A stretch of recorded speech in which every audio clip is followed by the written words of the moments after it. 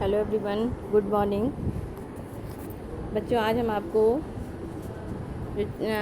पढ़ाया था, इससे पहले हमने जो आपको लेसन पढ़ाया था वो था नौका विहार। नौका विहार के बाद आता है आपका परिवर्तन। तो परिवर्तन आपके सिलेबस से हट गया है, तो आज हम आपको उसके बाद बापू के प्रति पढ़ाने जा रहे हैं। यानी जो कवि हैं वो वही रहेंगे, सुमित्रा नंदन पंत जी, और जो चैप्टर परिवर्तन है वो हट गया है आपका सिलेबस से, और उसके बाद आता है बापू के प्रति।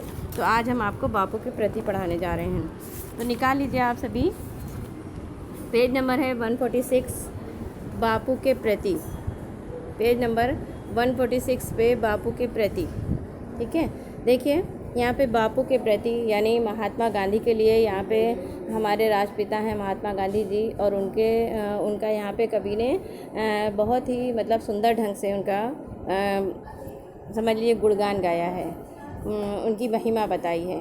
तो उन्होंने यानी बापू के प्रति उन्होंने अपना गुणगान, उनकी महिमा व्यक्त करते हुए कहा है कि हे बापू, तुम मांसहीन, तुम रक्तहीन, हे अस्थि शेष, तुम अस्थिहीन।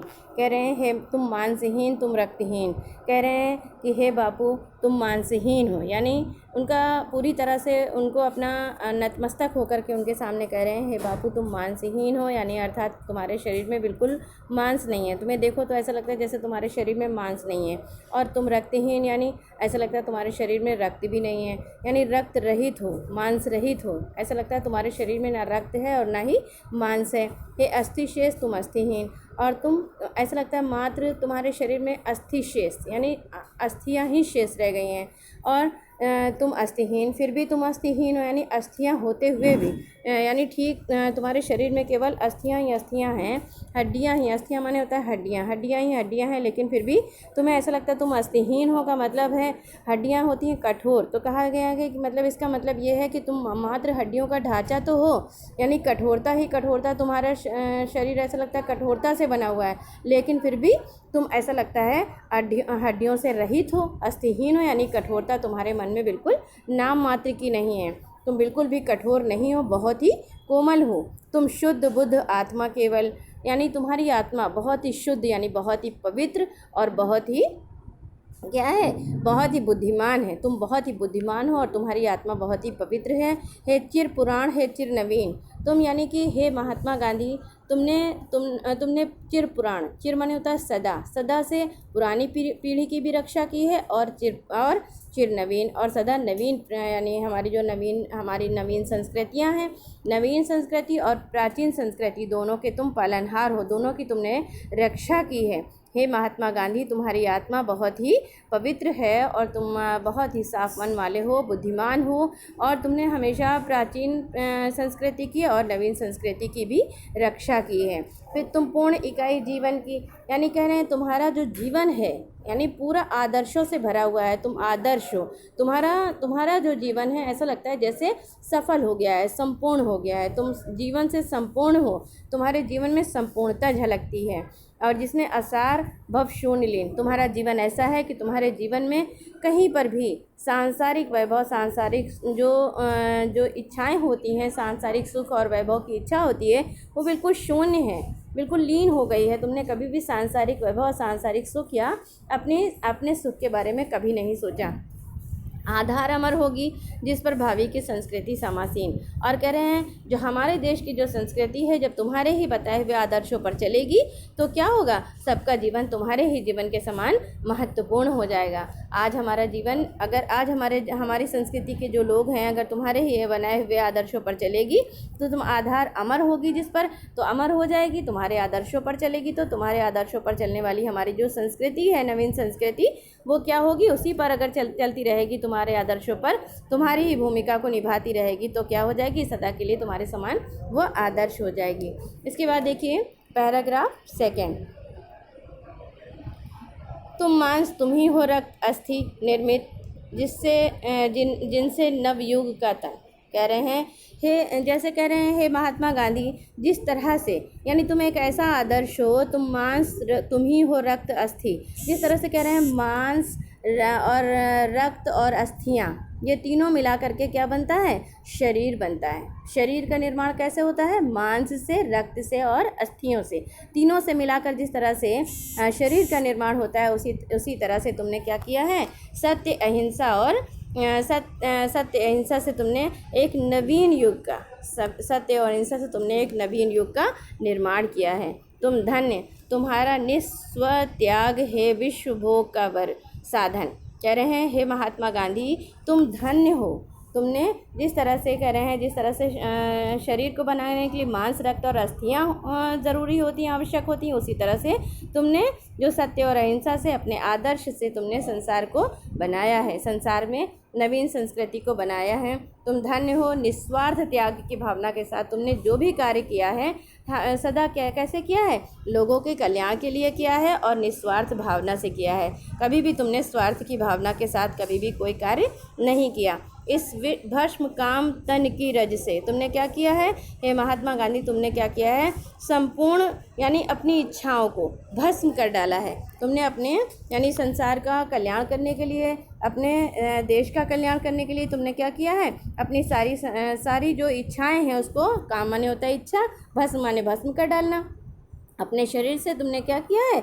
उसको रज माने होता है धूल। तुमने जो है अपने शरीर से सारी इच्छाओं को भस्म कर दिया है। और फिर क्या कह रहे हैं? जग पूर्ण काम नव जग जीवन। फिर तभी कह रहे हैं इच्छाओं को जला करके तुमने क्या किया है? संसार के कल्याण के लिए तुमने उसको भस्म करके सत्य और अहिंसा का आदर्श अपनाया है, सत्य और अहिंसा का मार्ग दिखाया है। बीनेगा सत्य अहिंसा के ताने बानों से मानवपन। कह रहे हैं जिस तरह से सत्य, जैसे मांस शरीर को बनाने के लिए कह रहे हैं मांस, रक्त और अस्थियाँ ज़रूरी होती हैं, उसी तरह से कह रहे हैं सत्य बीनेगा सत्य अहिंसा से। उसी तरह से तुमने जिस तरह से ये कह सकते हैं, जिस तरह से ताने और बाने मिला करके वस्त्र बुना जाता है, जिस तरह से ताने और बानों से वस्त्र बुने जाते हैं, वस्त्र तैयार किए जाते हैं, उसी तरह से तुमने क्या किया है? सत्य और अहिंसा से मानवता की स्थापना की है, मानवता को स्थापित किया है। जिस तरह से ताने और बाने मिला करके वस्त्र बनाए जाते हैं, उसी प्रकार तुमने क्या किया है? सत्य और अहिंसा से मानवता की स्थापना की है, हर तरफ सुख और समृद्धि को फैलाया है। नेक्स्ट देखिए, थर्ड नंबर, सुख भोग खोजने आते सब। यहाँ पे क्या कह रहे हैं कवि कि हे महात्मा गांधी, यहाँ पर जो भी आता है हर मनुष्य सुख भोगने में लग जाता है, सुख की तलाश में लग जाता है।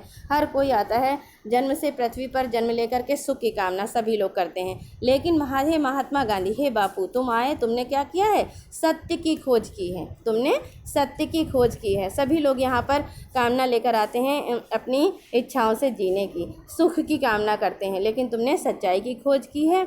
जग की मिट्टी के पुतले जन, यह सारा संसार क्या है? जग की यानी पूरा मनुष्य मिट्टी का पुतला है। मिट्टी का पुतला, मिट्टी से बना हुआ मनुष्य है, लेकिन मिट्टी से बनाया जाता है और फिर क्या होता है? और सब मनुष्य मिट्टी से बना है, मिट्टी में मिल जाता है। लेकिन तुम क्या हो? तुम आत्मा के मन के मनुष्य। तुम्हारी आत्मा और तुम्हारा मन दोनों ही बहुत सौंदर्यशाली है, क्योंकि तुमने जड़ता, हिंसा, स्पर्धा में भर, क्योंकि जब तुमने देखा धरती पर, पृथ्वी पर हर तरफ जड़ता, हिंसा, स्पर्धा भरी हुई थी। जड़ता मतलब होता है, मतलब कोई कुछ कर ही नहीं रहा, मूर्खता समझने सबके अंदर भरी हुई है।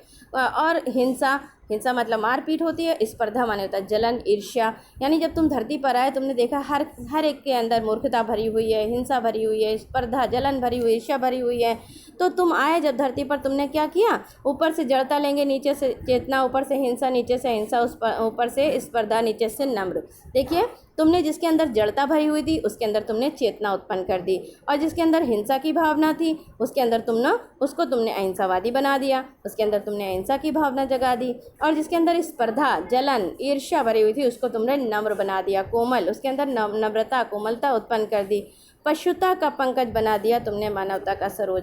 कह रहे हर तरफ पशुता जैसा व्यवहार हो रहा था मनुष्यों के साथ, पशुता का कमल खिला हुआ था। पशुता का पंकज, पंकज माने भी कमल होता है और सरोज माने भी कमल होता है, लेकिन पंकज जो होता है, पंकज माने जो कमल होता है, पंकज माने होता है कीचड़ में खिला हुआ कमल, और सरोज माने होता है तालाब में खिला हुआ कमल। यानी ऐसा था, कमल तो खिला हुआ था, लेकिन क्या था? जैसे कीचड़ में खिला हुआ कमल हो। तो जहाँ जहाँ कीचड़ में खिला हुआ कमल था, तुमने क्या किया? उसको आकर के तुमने उसमें मतलब स्वच्छ तालाब में जैसे कमल खिला दिया हो। तुमने मानवता का सरोज ऐसे खिलाया जैसे स्वच्छ तालाब में कमल खिल जाता है, उस तरह से यानी ऐसा था, पूरे मानव में क्या था, हर तरफ जलन, भेद भावना ये सब भरी हुई थी, हिंसात्मक भावनाएं सबके अंदर भरी हुई थी, और जाति पात की भावनाएं भरी हुई थी। तो इसको कहा गया है यानी कीचड़ में कमल खिला हुआ। हर तरफ जो जातिवाद की भावना, हिंसात्मक भावना ये सब उसको कहा गया है, जैसे हिंसात्मक जातिवाद रूपी कीचड़ था सब तरफ, तुमने कीचड़ रूपी कमल को तुमने क्या कर दिया, हिंसा, अहिंसा, त्याग, सच्चाई, मानवता ये सब उत्पन्न करके तुमने क्या किया, स्वच्छ, ऐसा लगा जैसे सारे स्वच्छ तालाब में जैसे तुमने कमल को खिला दिया हो। नेक्स्ट देखिए बच्चों, चौथा नंबर, पशु बल की कारा से जग को दिखलाई आत्मा की मुक्ति। पशु बल यानी हमारे भारत में क्या हो रहा था, हमारे बापू ने क्या किया, यहाँ पर हर तरफ जैसे सभी लोग पशुता जैसा व्यवहार हो रहा था सबके साथ, हर तरफ त्राही त्राही मची हुई थी, हर तरफ दुख था, बहुत ज़्यादा तकलीफ़ें थी, बहुत ज़्यादा लोग मतलब जेल खाने में बंद थे, अंग्रेज़ों द्वारा पीड़ित हो रहे थे, बहुत ज़्यादा यानी हर तरफ हाहाकार मचा हुआ था। पशु बल की कारा से यानी पशुओं जैसा जो बलशाली लोग थे, जिसके पास ताकत थी, वो लोग पशुओं जैसा व्यवहार कर रहे थे। कारा से जग को, कारागार में बंद थे लोग, भारतीय लोग, जग को दिखलाई आत्मा की विमुक्ति। तो उन्होंने क्या किया कि पूरे संसार को दिखलाई, यानी आत्मा, सत्य, अहिंसा का मार्ग दिखा करके सबकी आत्मा को क्या किया, विमुक्ति किया, यानी सबकी आत्मा को मोक्ष की प्राप्ति का मार्ग दिखाया। सत्य और अहिंसा से क्या मिलता है, मुक्ति का मार्ग मिलता है, मोक्ष का मार्ग मिलता है। विमुक्ति माने होता है मोक्ष मिलना या मुक्ति मिलना। तो जैसे सभी लोग क्या कर रहे थे, सभी त्राही त्राही मची हुई थी, हर तरफ हाहाकार मचा हुआ था, तो तुमने आया और सबको तुमने सत्य और अहिंसा का पाठ पढ़ाया, मुक्ति का, सत्य और अहिंसा का पाठ पढ़ा करके सबको तुमने मुक्ति का मार्ग दिखाया। विद्वेष घृणा से लड़ने को सिखलाई दुर्जय प्रेम युक्ति।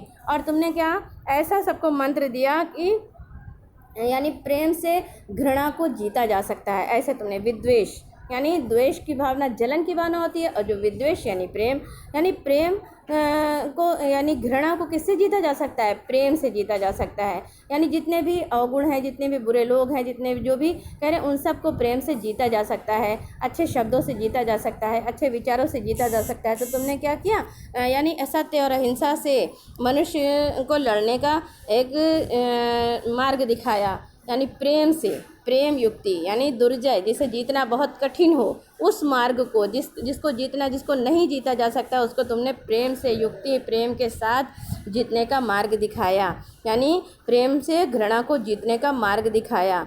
वर्श्रम प्रसूति से लेकर कृतार्थ तुमने विचार परिणीत उक्ति।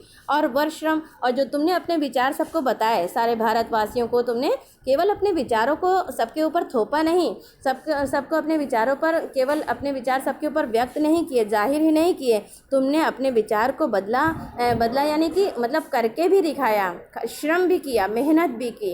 यानी तुमने केवल, कुछ लोग होते हैं जो केवल भाषण देते हैं, कुछ लोग केवल बोलते हैं, बताते हैं, लेकिन वो कर्म नहीं करते हैं। लेकिन हे बाबू, तुमने वो कर्म भी किया, वो कार्य भी किया, जो कि यानी जिस तरह तुमने संदेश दिया लोगों को, अपने विचार, लोगों के ऊपर अपने विचार प्रकट किए, लोगों को सत्य और अहिंसा का मार्ग दिखाया, तो वैसे ही तुमने किया भी, वैसा ही कर्म भी किया, वैसे ही तुमने कार्य भी किया।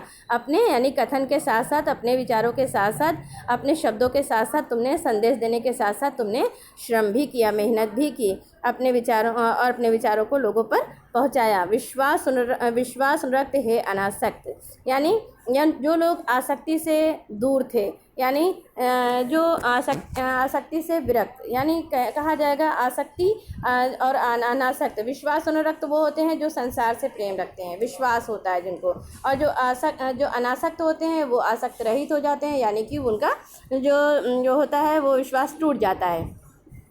तो जिनका विश्वास टूट जाता है उनके लिए कहा गया है कि तुमने संसार को क्या किया, सदा संसार को, यानी जो सदा संसार से जो आसक्ति रखने वाले थे, विरक्त अनासक्त हो गए थे, उनको तुमने आसक्त बनाया। जो अनासक्त हो गए थे यानी संसार से जिनका जो मतलब विरक्त हो गए थे, जिन संसार से दूर होना चाहते थे, संसार से उनका जो दिल था, जो यानी प्रेम था वो कम हो गया था, उसको तुमने कह रहे हैं जो अनासक्त थे उनको तुमने आसक्त बनाया और उनके अंदर सदा मतलब अपने देश के लिए प्रेम जागृत किया। अपने देश के लिए उनके अंदर जो प्रेम जिनके अंदर से ख़त्म हो गया था उनके अंदर, यानी जिनके अंदर का विश्वास टूट चुका था, ऐसे कह सकते हैं जिनके अंदर का विश्वास टूट चुका था, जो उनके अंदर तुमने अपने देश के प्रति प्रेम जगाया और सर्वस्व त्याग को बना मुक्ति, और अपना सब कुछ त्याग दिया और सब कुछ त्याग करके तुमने सब कुछ अपना त्याग करके सबको मुक्ति का मार्ग दिखाया।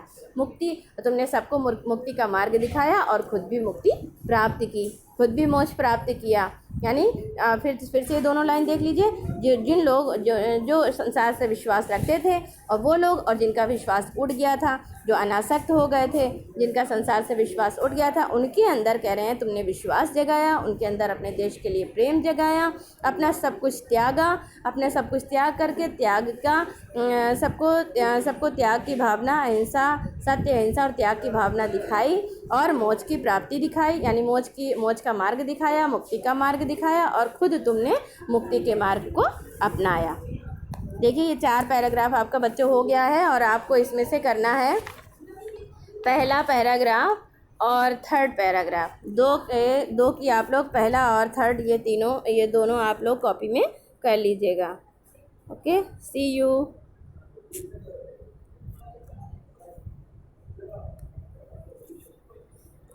यार